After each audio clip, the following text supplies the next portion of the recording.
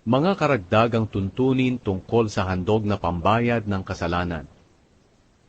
Ikapitong Kabanata. Ito ang mga tuntunin tungkol sa handog na pambayad ng kasalanan. Napakabanal ng handog na ito. Ang handog na pambayad ng kasalanan ay doon papatayin sa pinagpapatayan ng mga handog na sinusunog.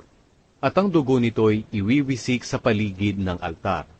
Ang lahat ng taba nito ay ihahandog, ang matabang buntot, ang tabang bumabalot sa lamang loob, ang mga bato at taba nito, pati na ang maliit na bahagi ng atay. Lahat ng ito'y susunugin ng pari sa altar bilang handog sa Panginoon sa pamamagitan ng apoy. Ito'y handog na pambayad ng kasalanan. Ang matitira ay maaaring kainin ng mga anak na lalaki ng mga pari. Pero dapat nila itong kainin doon sa banal na lugar dahil napakabanal nito. Iisa ang tuntunin sa handog sa paglilinis at sa handog na pambayad ng kasalanan. Ang karne sa mga handog na ito ay para sa paring naghandog nito. Ang balat naman ng hayop na inialay bilang handog na sinusunog ay para rin sa paring nag-alay nito. Ganoon din sa lahat ng handog na butil na inialay bilang handog na pagpaparangal sa Panginoon, na niluto sa hurno o sa kawali.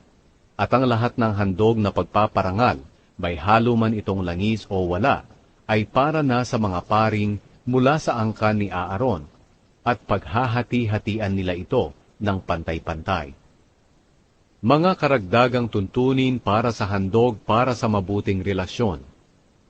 Ito ang mga tuntunin tungkol sa handog para sa mabuting relasyon na iniaalay sa Panginoon. Kung ang hayop na handog para sa mabuting relasyon ay inialay bilang handog ng pagpapasalamat sa Panginoon, sasamahan niya ito ng tinapay. Magdadala siya ng tinapay na walang pampaalsa, katulad ng makapal na tinapay na hinaluan ng langis, manipis na tinapay na pinahiran ng langis, at tinapay na mula sa magandang klaseng harina na hinaluan ng langis. Maliban dito, magdadala rin siya ng tinapay na may pampaalsa.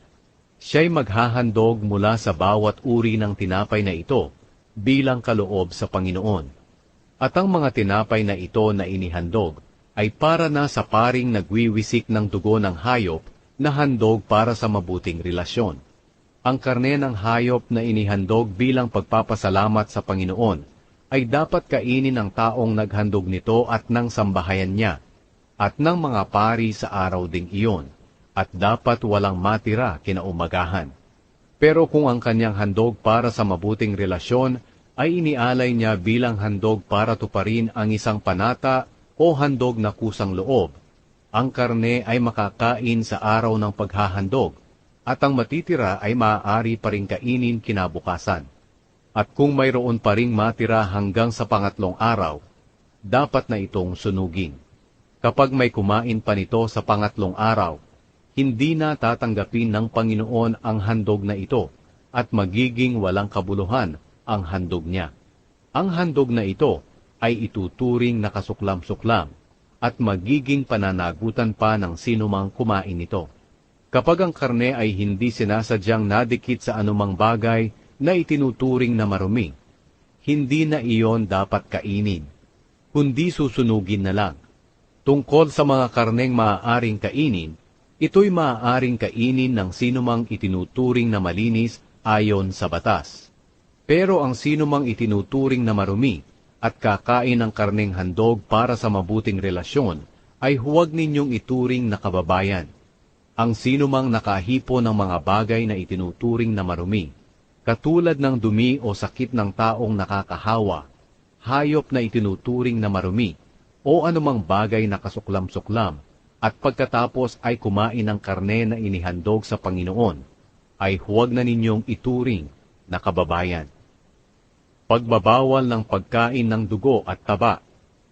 Nag-utos ang Panginoon kay Moises na sabihin ito sa mga taga-Israel, huwag kayong kakain ng taba ng baka, tupa o kambing, ang taba ng hayop na namatay o pinatay ng ibang hayop ay maaari ninyong gamitin sa anumang nais ninyo, pero huwag ninyong kakainin. Ang sinumang kakain ng taba ng hayop na maaaring ihandog sa Panginoon ay huwag na ninyong ituring na kababayan. At saan man kayo tumira, huwag kayong kakain ng dugo ng hayop o ibon.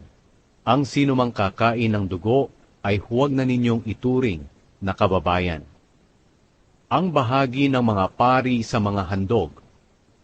Nagutos din ang Panginoon kay Moises na sabihin ito sa mga taga-Israel. Ang sinumang mag-aalay ng handog para sa mabuting relasyon ay dapat magbukod ng bahagi ng handog na iyon para sa Panginoon na ibibigay sa mga pari. At ang bahaging iyon ng handog ay dadalhin mismo ng maghahandog sa altar upang ialay sa Panginoon bilang handog sa pamamagitan ng apoy. Dadalhin niya ang taba at pitsyo ng hayop at itataas niya ang pitsyo sa presensya ng Panginoon bilang handog na itinataas. Pagkatapos susunugin ng paring namumuno ng seremonya ang taba sa altar, pero ang pitsyo ay para kay Aaron at sa kanyang angkan. Ang kanang hita ng hayop na inihandog ay ibibigay sa paring naghahandog ng dugo at taba nito, sapagkat ibinibigay ng Panginoon ang pitsyo at paa ng inyong handog kay Aaron at sa kanyang mga angkan. Ito ang bahaging para sa kanila magpakailanman. Iyon ang bahagi ng mga handog sa pamamagitan ng apoy para sa Panginoon na ibinigay kay Aaron at sa kanyang mga angkan mula sa araw na sila'y itinalagang maglingkod sa Panginoon bilang mga pari.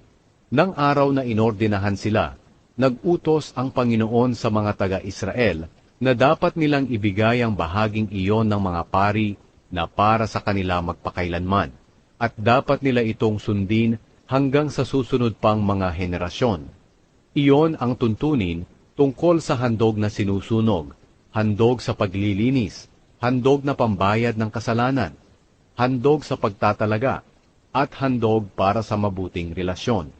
Ang mga tuntuning ito ay ibinigay ng Panginoon kay Moises doon sa ilang, sa bundok ng Sinai, noong nag-utos ang Panginoon sa mga taga-Israel na maghandog sa kanya.